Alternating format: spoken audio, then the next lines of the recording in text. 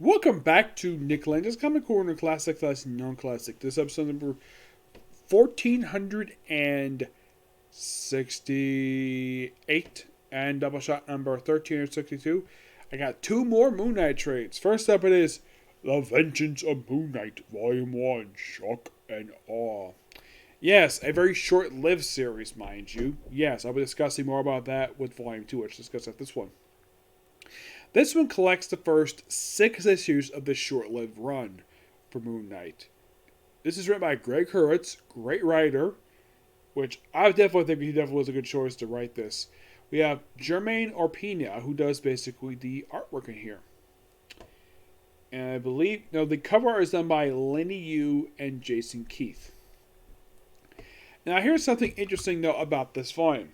Now, in these issues, these following things happen. This is basically set during the time of the Dark Reign. Yes, of course, this book came out from the period of 2009 to 2010. Yeah. So, we have it where Moon Knight basically is being targeted by no one else because what superhero isn't? Yep.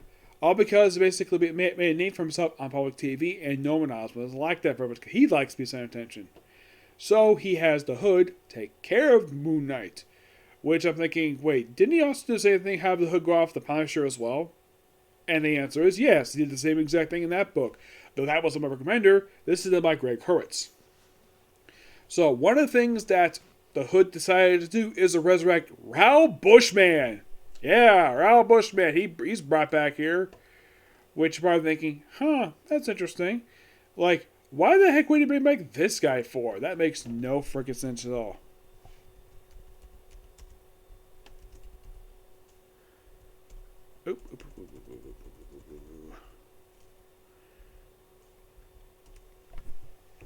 Yeah, as far as I can tell, there's real no explanation for this all. He just did. He had been dead for a certain period of time. Yeah, he actually died. Let's see.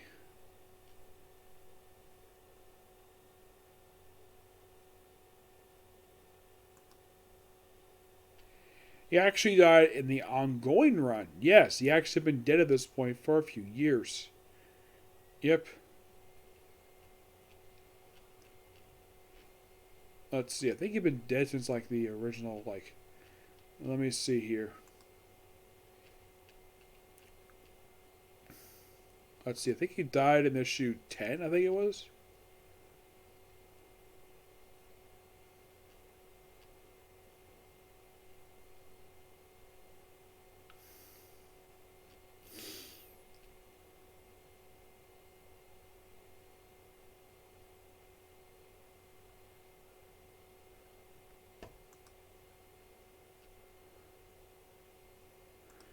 I'm trying to think. I know he died at some point because here he's like resurrected out of the ground.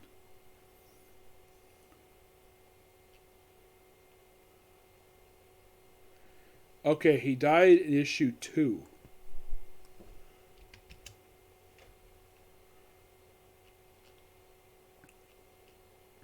Yeah, he died in issue 2 for this volume, which technically is volume 3. Yep. And he remained dead for a pretty good period of time. I think he mostly was seeing flashback. He was brought back in issue 2. And actually it was issue 3. He'd been dead for about 3 years. Yep. 3 years he was dead. Which, not that bad of a period of time being dead. So yeah, he brings him back. And of course, also Moon Knight also has a team up in here with Spider-Man. First of a couple ones he has in here with him. Yep. Oh yeah, by the way, in issue 2, one of the most interesting things happens. Like, the end issue 2 with, get this. Oh, by the way, Moon Knight is not going Mark Spector. He's just going by Jake Lackey for some reason because he claims, oh, Moon Knight's dead. That happened at the end of the previous Moon Knight run. Yeah, he comes face to face with the Sentry. Yep, the frickin' Sentry. Like, really, Norman Osborn? Okay, first you send the Sentry after, well, I think he, actually, no, he didn't send the Sentry at the Punisher. But yeah, he spends, that was in issue 1. Issue 2, he basically chats him, briefly fights him. Yeah, then he pretty much brings in, I think it's supposed to be Randall Spector, who's supposed to be Mark Spector's brother. Yeah, Marlene is in this book. Yep, Marlene is here, Mark Spector's girlfriend. We also appearance by this chubby guy. Who is this guy? He is known as the Slug. Okay, he is a minor Spider-Man villain. Yes, he made his debut in the 6th annual for the Spectacular Spider-Man. He is not that big notorious of a villain, per se. I mean, if you ask anybody about this guy, they're probably like, who? Who the heck is a Slug? Yeah, he's this big chunky guy. I thought he was, actually, it was not with Spectacular, so I was when Spider-Man first met him. It was back in Captain America number 324. Yeah, this guy's notorious for, get this, eating a lot and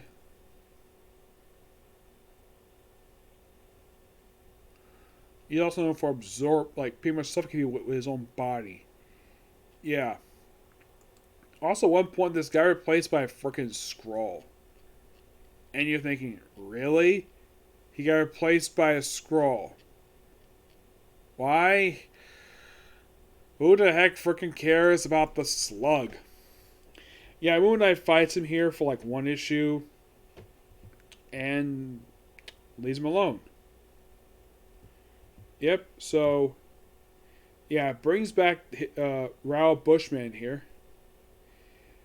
And then he pulls a, get this, he pulls a Rorschach where he says this, think I get my face back already? And he gets his face back on. Yeah, he basically pulls a Rorschach here.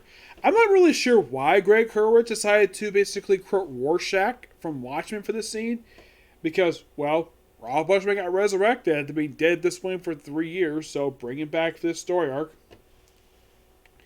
Yep, and then we have a team up with Spider-Man. Oh, by the way, Raoul Bushman's next thing to do, team up with the Scarecrow. Now you're probably thinking, wait, Scarecrow, that's DC villain. Yes, that is true, but this is Marvel's Scarecrow. He's an Iron Man villain. Yes, an Iron Man villain. Oh yeah, and what's the plan? Break out people out of frickin' Ravencroft. Which, here's a fun factor for you, which I'll get to more of that. I'll get that fun factor in a minute. But after this book, Ravencroft, this institute, is never seen again in comics. For, get this, for 5 years. Yeah, that doesn't pop up again until like 2013. Actually, about 4 years later, when it was seen again, when Dr. Ashley Kafka got killed by a massacre.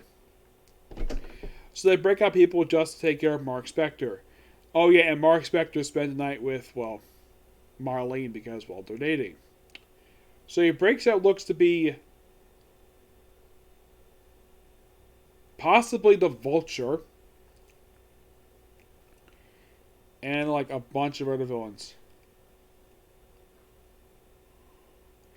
Yeah, let's see. I think he breaks out.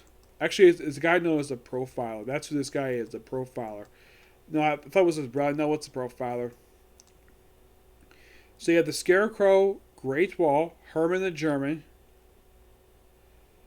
and that's it. Yep. Profile is basically a notorious, well, Iron Man villain. Yeah, he is, well, he's not been seen since the Shadowline Moon Knight miniseries, which, by the way, that's where he appears after this miniseries, after this series wraps up. Yeah, he pops up in the previous Moon Knight run, and he pops up in this Shadowline Moon Knight, and that was it for him.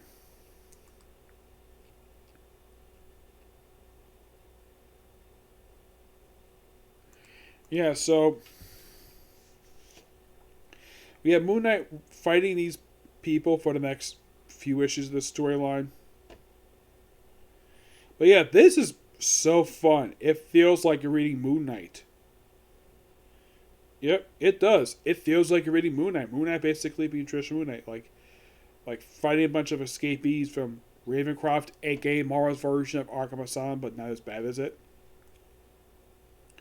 And of course, here, rematch with Raoul Bushman. And, of course, teams up with Spider-Man.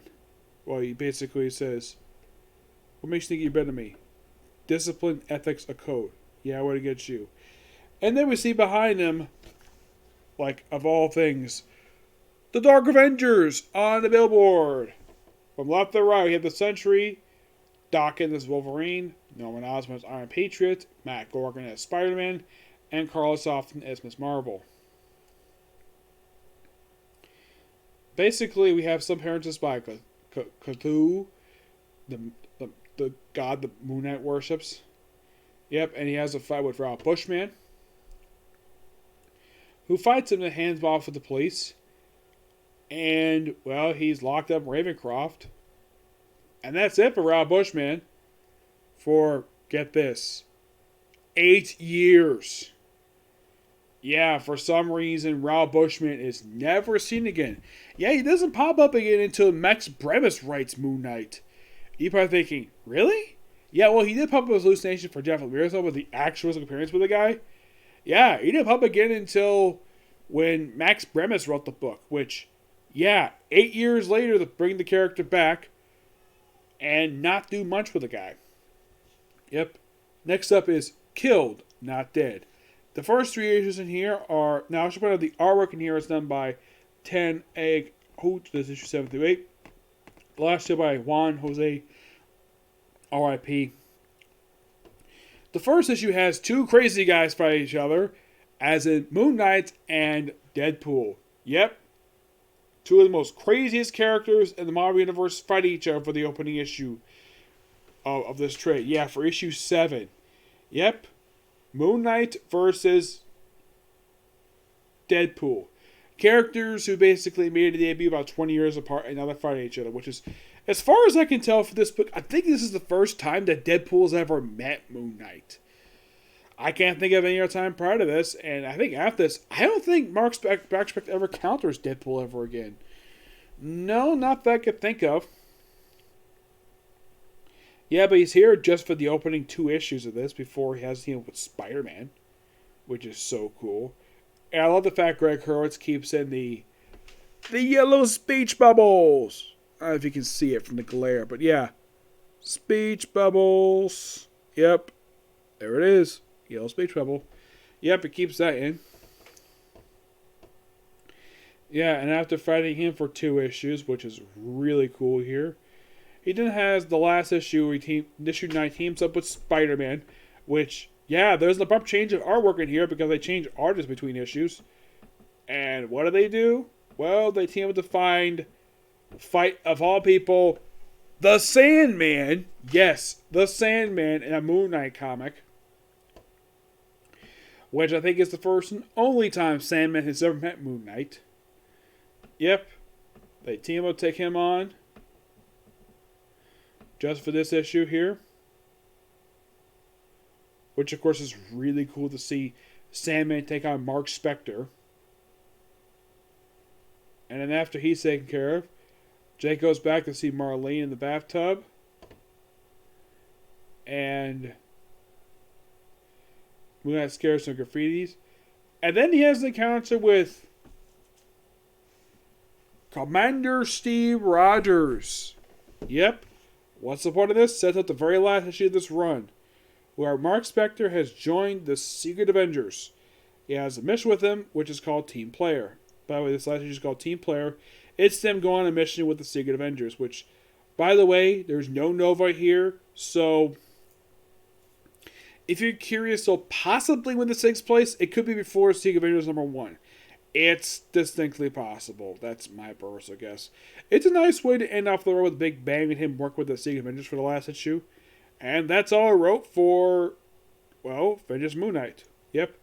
An absolute really good series. Yep.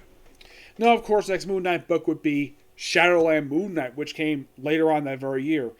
Yes, as for the reason why this book ended at 10 issues, yeah, this is overall the shortest run of the entire, out of all the runs Moon Knight, this is the shortest at 10 issues. Now, presumably, I think the reason why this book ended after only 10 issues, my guess, it wasn't a big seller for Marvel. That's probably my guess. Despite I think this book is really good. Yeah, 10 really good issues. I'm thinking like, okay, why wasn't the book a big seller? Of course, we didn't get another Moon Knight ongoing series until 1 year later when Brian Michael Bendis wrote the book. Yep. Oh, by the way, thanks for finishing up this book here. I've now pretty much covered for Moon Knight, well, from like 2000, I would say about 2010, I think it is. Yeah, I'd say about 2010 to about present. Mm-hmm.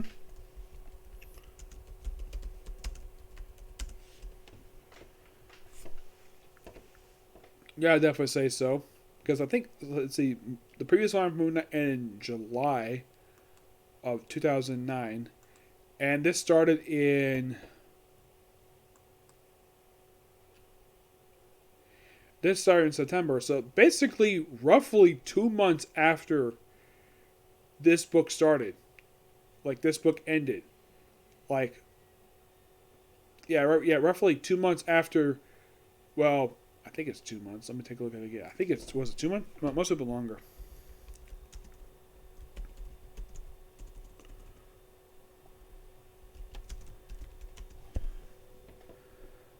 Let's see. So that came out in September of 2000.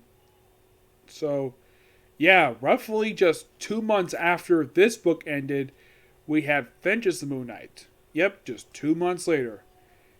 And, well, some could say this book is sort of a continuation of that book. That's just my possibility of what this is. This is mostly just a semi-continuation of that book. Yeah, just a continuation of it. Mm-hmm. Yeah, that's simply the best way to say about this book. Is that just a continuation of the previous Moon Knight book? Because it feels that way. Yep. As for why the heck they relaunched as Vengeance Moon Knight, I have no idea. Yeah. Which comes, of course, people think, oh, Marvel just basically just launched number ones. Well, they kind of did this back in like 2009-ish, but was as bad as it is today. Oh, good God, it's worse today than it was back then. Yep. Oh, and by the way, I give both trades a 9.5 out of 10. Yeah, as my final thoughts this run, it's a good run. Yep, it's an absolute really good run. And I do recommend people fans Moon Knight. Yep, it's a run that, well, as far as I can tell, Moon Knight generally is a character who's kind of talked about. When people think of runs for Moon Knight, well, this is a run that I've never heard a lot of people talk about. Nope. People talk about the more recent runs, like Volume 5, which I went done by 3 writers, Different Mirror run, Max Bemis' run. Okay. Or Vengeance Moon Knight. This has vaguely been talked about. But I'm hoping people more can talk about this really good book. And maybe, just maybe, Marvel might do a complete edition of this book.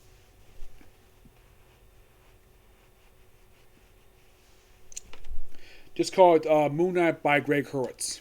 Yeah. Just call it Moon Knight by Greg Hurwitz. Put this 10-issue series in there. Plus Shadowland Moon Knight, which all that is just a continuation of this. That's all it is. It just basically just another Moon Knight book by Greg Hurwitz. Yep, that's the best way I can that's the best idea I can have with it. Yep. Of course, later on in the future, I will reviewing Volume 3 for the series. Yes, but the next digital book I'm going to do is basically Harley Quinn. Yep, talk about the Rebirth stuff. Yep.